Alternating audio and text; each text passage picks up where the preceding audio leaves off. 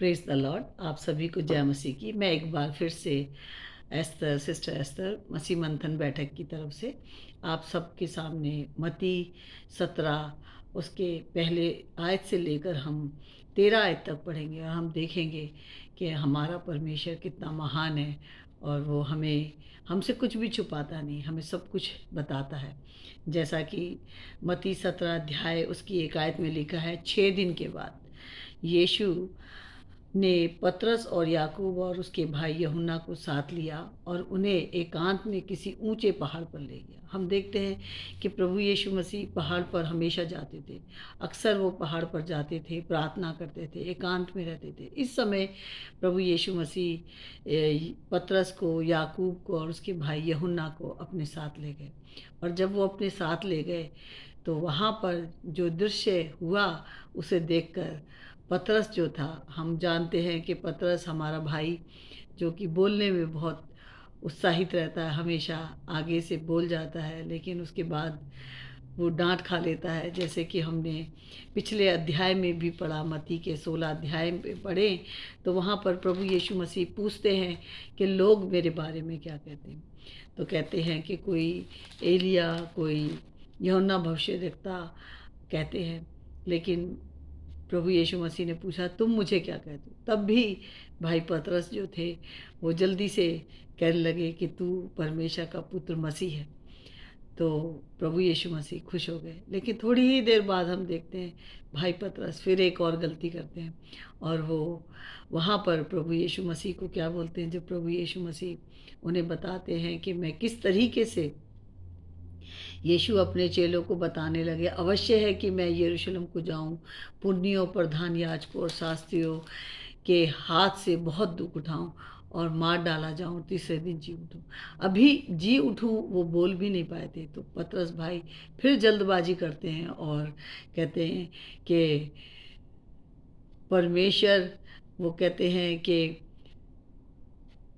परमेश्वर ना करे, प्रभु परमेश्वर ना करे। तो यहाँ हम देखते हैं कि तब भी प्रभु यीशु मसीह उसे डांटते हैं और उनके पतरस भाई को डांटते हैं और कहते हैं कि मेरे पास से, हे शैतान, मेरे पास से दूर हो जा। तो हम देखते हैं कि पतरस जो है वो बहुत उत्साहित रहते थे, कुछ भी पूछने से प्रभु यीशु मसीह से वो बड़े उत्साहित रहते थे। कभी कभी वो गलती भी कर देते थे, लेकिन हम इन्हीं पतरस को देखेंगे जो प्रभु यीशु मसीह के चेले हैं। और यहाँ पर हम देखते हैं कि जब उन्होंने क्या देखा और वहाँ उनके सामने उसका रूपांतरण हो गया। ये रूपांतरण, और उसका मुंह सूर्य के समान चमका और उसका वस्त्र ज्योति के समान उजाला हो गया। यहाँ हम देखते हैं कि प्रभु यीशु मसीह जिनका मुख उजाला हो गया और उनके वस्त्र जो थे वो क्या हो गए, उनके जो वस्त्र थे वो, उनका मुख सूर्य के समान चमका और उनका वस्त्र ज्योति के समान उजला उजला हो गया। ये वस्त्र उस समय आदम और हवा को भी मिले थे जब वो परमेश्वर की उपस्थिति में थे। और यही वस्त्र मुझे और आपको भी मिलेंगे जो आज विश्वास करेगा। आज जो प्रभु यीशु मसीह पर विश्वास करेगा, वो मर भी जाए वो तब भी जीवित रहेगा। और कैसे मिलेगा प्रभु यीशु मसीह के पास? इसी तरह उस वस्त्र को पहने हुए मिलेगा जो वस्त्र प्रभु यीशु मसीह ने उस समय पहाड़ पर जब उनका रूपांतरण हुआ। तो हम यहाँ देखते हैं कि हम आज जो पाप के शरीर में, आज हम जो पाप से भरे हैं, लेकिन प्रभु यीशु मसीह में जो भी व्यक्ति आ जाता है उसे एक जलाली बदन मिलने का चांस है, उसे जलाली बदन मिलने के लिए होप है। ये होप का चैप्टर है कि हमें होप है जो प्रभु यीशु मसीह पर विश्वास करता है। हम देखते हैं यूहन्ना 3 में भी निकोदेमस जब रात को यीशु मसीह के पास आते हैं तो निकोदेमस को भी प्रभु यीशु मसीह कहते हैं कि जो आत्मा से जन्मा है वही समझ सकता है।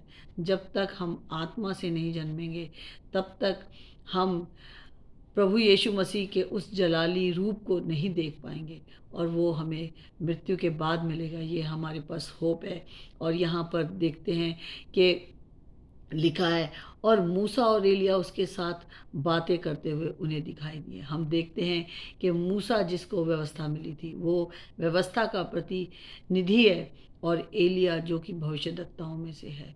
और हम यहाँ देखते हैं कि यहाँ पर भी भाई पतरस जो थे वो जल्दी से क्या बोलते हैं, इस पर पतरस ने यीशु से कहा, हे प्रभु, हमारा यहाँ रहना अच्छा है।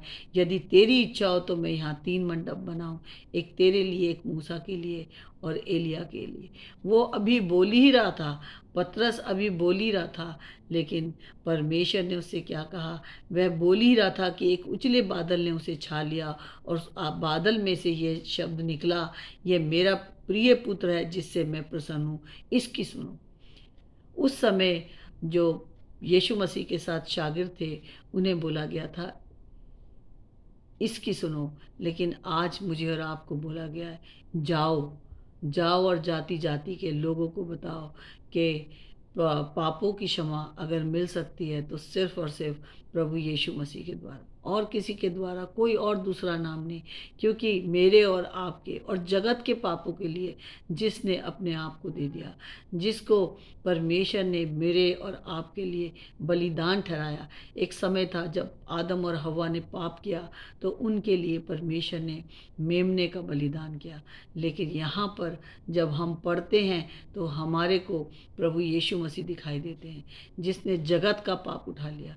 उस जगत के पाप उठाने वाले के लिए पतरस को, यूहन्ना को और याकूब को कहा गया, इसकी सुनो। लेकिन जब पतरस, जो कि उस समय प्रभु यीशु और के सामने, पिता के सामने जल्दी से इस बात को कर रहे थे, लेकिन यहाँ पर हम देखते हैं कि जब पतरस परमेश्वर का काम करते हैं और वो जब सामर्थ से भर जाते हैं, तो पतरस जो है वो अपनी पत्री में क्या कहते हैं, यहाँ हम पढ़ेंगे कि दूसरा पतरस उसके 1 और 16 और 17 में क्या लिखा है। यहाँ पर लिखा है,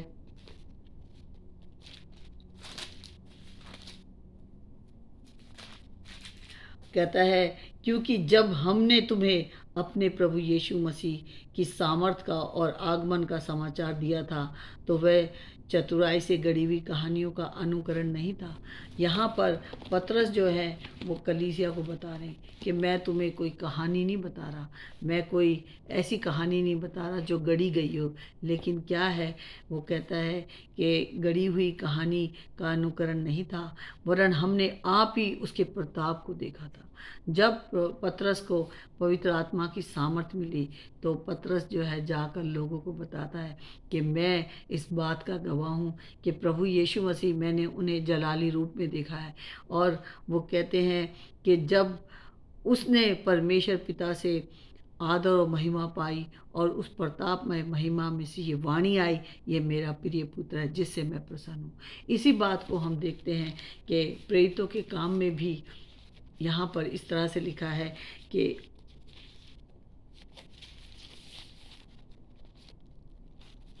प्रेरितों के काम में भी यही पतरस, जो कि यहाँ पर जब वो सामर्थ पाते हैं, पवित्र आत्मा की सामर्थ पाते हैं, तो वो पवित्र आत्मा की सामर्थ से भर जाने के बाद वो क्या कहते हैं, ये देखकर पतरस ने लोगों से कहा, किन लोगों से कहा, उन्हीं यहूदियों से जिनके बीच में वो रहते थे, उनसे क्या कहा कि हे इसराइलियों, तुम इस मनुष्य पर क्यों आश्चर्य करते हो और हमारी ओर क्यों इस प्रकार देख रहे हो कि मानो हम ही ने अपनी सामर्थ्य या भक्ति से इसे चलने फिरने योग्य बना दिया। हम देखते हैं कि प्रेरितों के काम 3 में जब पतरस एक लंगड़े और भिखारी को कहते हैं कि मेरे पास सोना चांदी नहीं है, बल्कि मैं यीशु मसीह के नाम से कहता हूँ चलने फिरने लग, तब वो कहते हैं, अब्राहम, इसहाक और याकूब के परमेश्वर, हमारे बाप दादाओं के परमेश्वर ने अपने सेवक यीशु की महिमा की, जिसे तुमने पकड़वा दिया, और जब पिलातुस ने उसने छोड़ देने का विचार किया तब तुमने उसके सामने इनकार किया।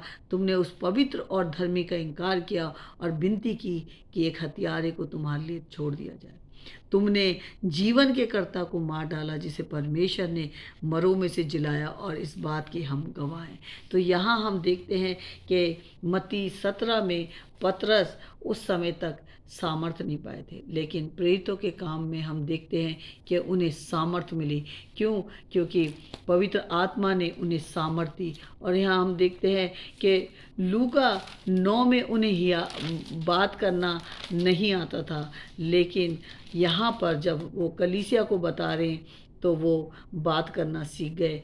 और लूका 9 उसकी 33 में लिखा, जब वे उसके पास से जाने लगे तो पतरस ने कहा, हे स्वामी, हमारा यहाँ रहना भला है। अतः हम 3 मंडप बनाए, एक तेरे लिए, एक मूसा के लिए और एक एलिया के लिए। वह जानता ना था कि क्या कह रहा है।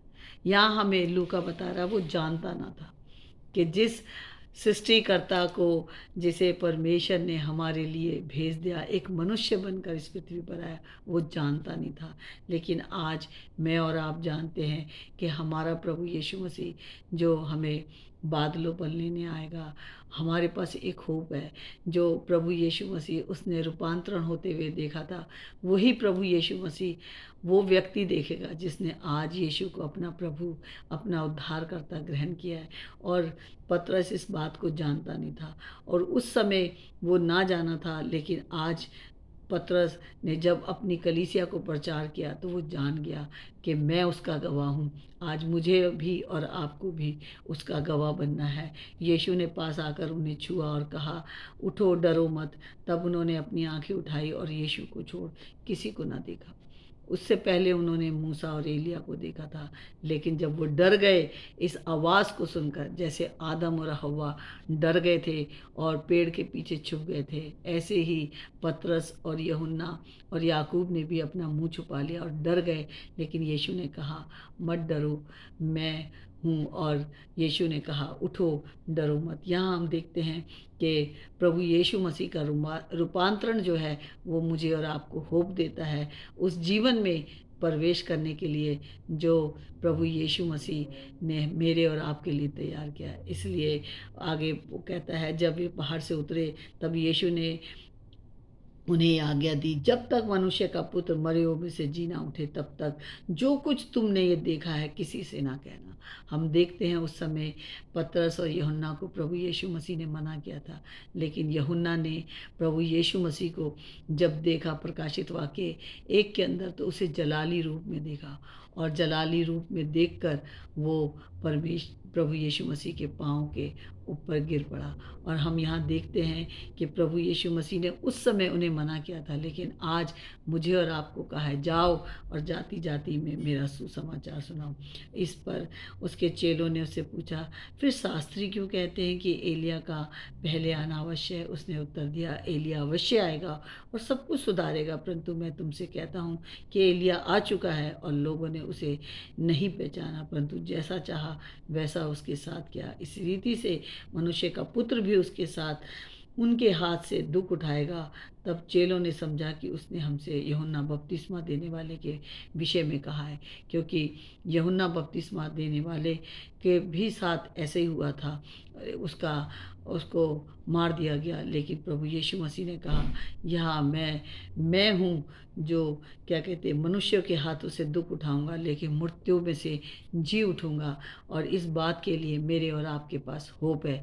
तो हम जितनों ने यीशु को अपना प्रभु, अपना उद्धारकर्ता ग्रहण कर लिया है, हमें भी दूसरों को बताना है कि सच में अगर पापों की क्षमा है तो सिर्फ और सिर्फ प्रभु यीशु मसीह के द्वारा, किसी और के द्वारा नहीं।